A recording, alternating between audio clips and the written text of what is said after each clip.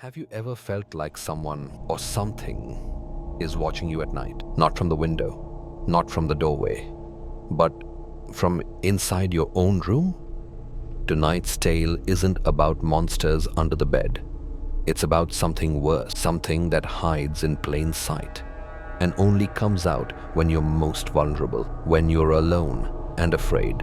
Welcome to A Frightened Night, a short horror story that'll make you question every creak in your house and every shadow in your mind. And hey, if you're watching this alone, well, good luck. Don't say I didn't warn you. Meet Tina, a 19-year-old college student from Delhi, visiting her aunt's farmhouse in Himachal for the weekend. No Wi-Fi, no network, just mountains and silence. The farmhouse was old. You could hear the walls breathe, wooden floors that creaked like whispers, and a grandfather clock that hadn't worked in years, but still ticked. Her aunt and uncle were out for the night, just a short trip to the nearby town. And Tina, she was alone, bundled up in a blanket, watching downloaded movies and sipping hot chocolate. Nothing strange, nothing scary, just a quiet evening. Right? But then the power went out. Tina reached for her phone. Dead. Not low battery.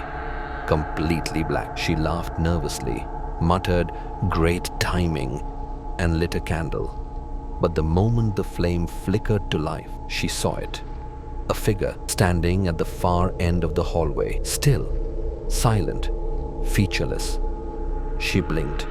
Gone. Of course, it's never a puppy waiting with cookies.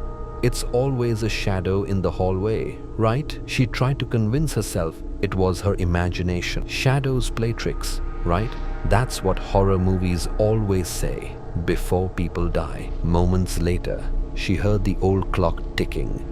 Loud, too loud, like it was inside her ears. Tick, tick, tick. She walked to the living room. The clock hands were moving backwards.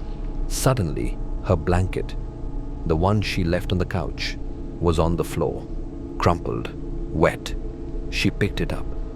It smelled like soil, like it had just been buried and pulled back out. Tina panicked. She grabbed her jacket, ready to leave the house, but the front door wouldn't open. She turned back, and the figure was there again. This time, closer. No face, no sound, just darkness in the shape of a man.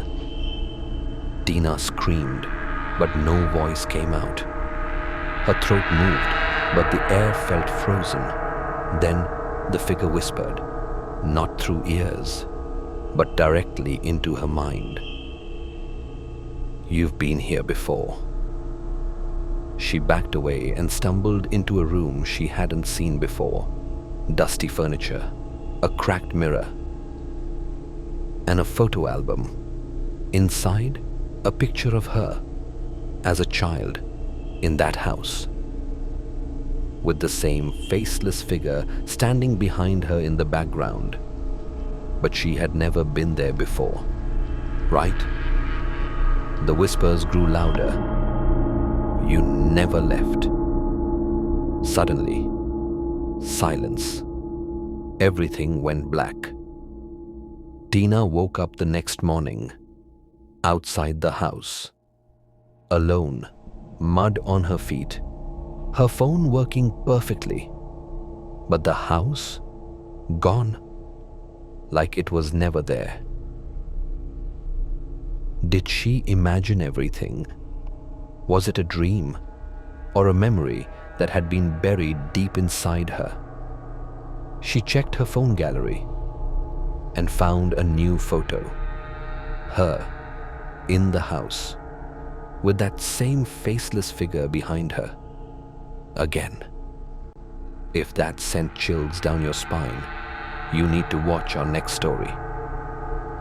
About a haunted Haveli, a mysterious shadow, and a boy named Rahul who dared to find the truth. Click on the end screen. if you're brave enough. And remember, some nights don't end when the sun rises, they just sleep.